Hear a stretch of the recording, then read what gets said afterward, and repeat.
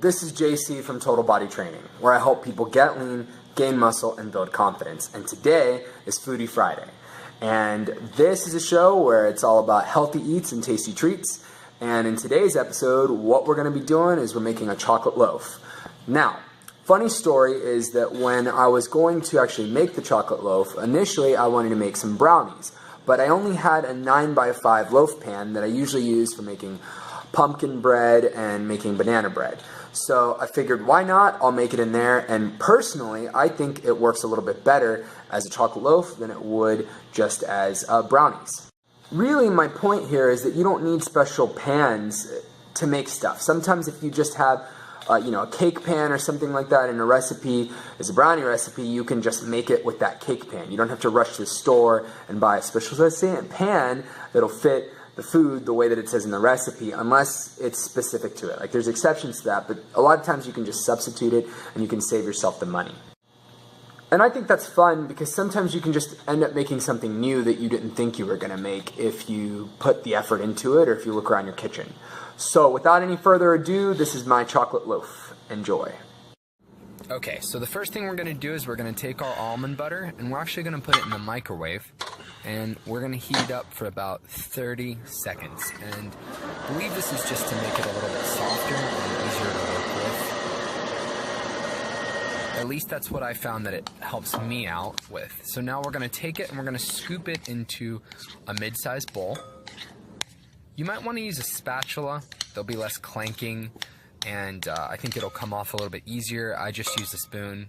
I don't know why. It's just what I grabbed. But it does the job, really anything that'll get it into the bowl is good enough. So there we go. Next we're going to add some stevia. You can add sugar, but that kind of defeats the purpose of the recipe. And we're going to go ahead and mix it with this pastry spatula, I believe that's what you call it, right here. So we're just going to mix it up, and it's going to get a little clumpy because, the sugar, well, actually in this case, the stevia is going to stick and make that almond butter a little bit harder. So this is why we heated it up.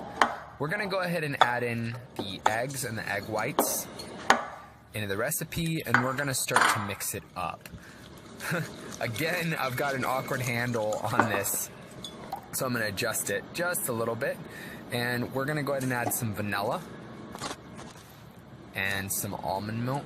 I've already pre-measured it. Now, you're going to notice I decided not to use all of the almond milk. In the original recipe that I read online, they did not use all the almond milk at first, so that they could kind of see how the batter would come out. Now, after having finished the recipe, I realized that I wish that I'd put all of that almond milk in there because I think it would have made it taste a little bit more moist. Not that mine wasn't good, it just wasn't as moist as I think I would have liked for my loaf to have been. So, next thing, we're going to mix it up very thoroughly because we want that to mix as much as possible. The stevia and the almond butter might not mix so well. So, we're stirring it and we're going to put it off to the side, and we're going to take a larger bowl and we're going to use my blue Bonnet chocolate whey protein isolate. I put a link in the description section for this product. This is the protein that I am currently using, and actually this is really going to be our protein source, but it's also going to replace flour in this recipe. There's no flour. And now we're going to go ahead and add baking soda to the mix here.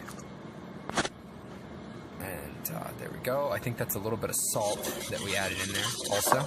So then we go ahead and we're going to stir that up as well pretty vigorously. We want to make sure that it's mixed correctly and not separated.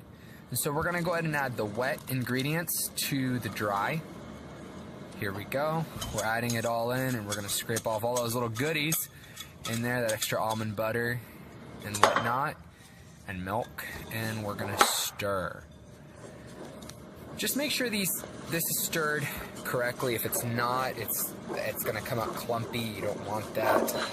You want a nice even, like you want it to be the consistency of cake batter if you've ever made a cake, is what you want. Now it is possible to over mix, but that's very rare, I think, in most cases, especially if you're mixing by hand.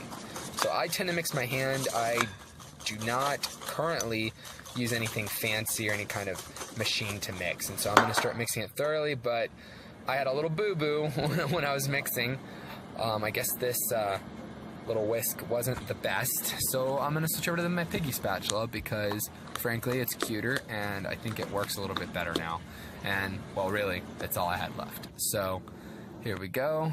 We're going to go ahead and add some spray here. Usually I use coconut oil spray in the recipe, but I'm adding this Smart Balance spray, which will do just fine. You could also use a stick of unsalted butter on the inside of it, you know, just to grease up your pan. And so we're going to add the batter to my loaf pan. Right. So we're adding in the rich, delicious goodness in there, and we're going to scrape it off using my little piggy spatula. So helpful. See, much more reliable than the whisk, I guess. Rest in peace, whisk. It's all good. You served your purpose. You lived a good life, but, you know, see you next time. Sayonara. I don't know.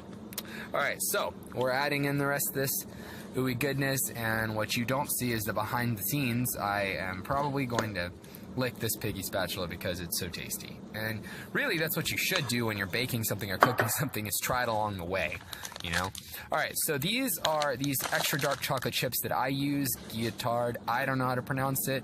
I'm not from that country or whatever, but I find that these are the best. You do not need to use that. You can use semi-sweet Nestle chocolate chips. I just happen to like these quite a bit. I am not vegan, but you know, I've had vegan family members, and these don't have any milk or anything weird added to them. A lot of stuff has milk in it, so you know, I just picked these up a long time ago. They do cost a few more cents than the other leading brands, but you know, I mean, I think the taste is good, and a lot of people that I know that like to bake really nice stuff use it. So we're gonna go ahead and put this in the oven for 25 minutes, and we'll see how it tastes. Hey guys, what's up? So here, I've got the final product you just saw in the last few clips. Some pieces of my chocolate bread, my protein bread, and I'm gonna try it out, because this is actually the first time I made this, so I'm gonna give it a shot.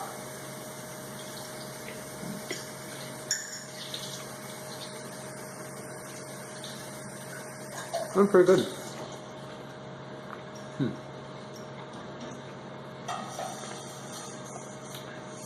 It's soft. It's not super rich, but it's tasty. It's a nice treat. It's not overly savory. If you wanted to, maybe if you wanted to be more soft and delicate and chewy, you might want to add like banana or applesauce to it, kind of like you do with like pumpkin breads and things like that. But this is a little bit more, it tastes a little bit more spongy almost, I would say. But it's a really good treat to have throughout your week, and it's something you can just pack along with your lunch, or something that you can eat as a snack. So yeah, I hope you guys enjoyed this video. Subscribe to my channel, and I'll see you again soon.